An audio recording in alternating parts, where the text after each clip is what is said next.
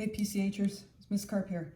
Here is the binomial theorem. You might want to watch this before you watch the other two videos. So I think I'm going to upload this one first and then the other two. So we're going to use the binomial theorem for us to get the sum of all of these terms. So this could be x plus 3 to the 12th power. We don't want to use FOIL to multiply this out. So we're going to use the binomial theorem. And that tells us that we can do n choose 0. When we do that, x is going to be to the nth power. This term goes to the nth power, and b is to the 0 power. So these two numbers here will always match. These two numbers will always add up to that number.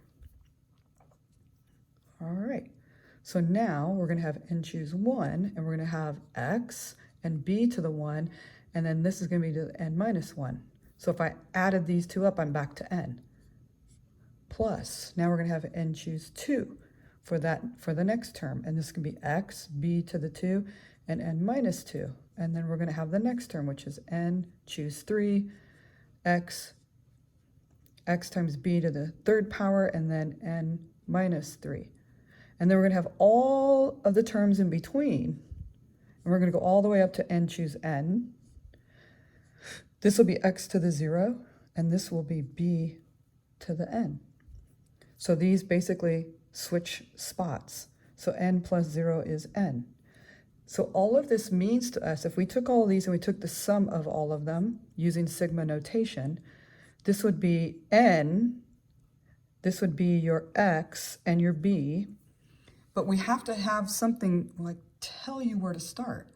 So we need some other variable here. So we're going to choose j equal to 0, and we have to start at 0. We're starting at 0.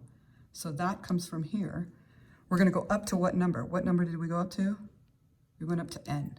So we're going to go up to n. So this j has to be there. But these two have to, the exponent on b has to match that. So it's going to be j. And then this has to be n minus j. So x to the n minus j, b to the j, right?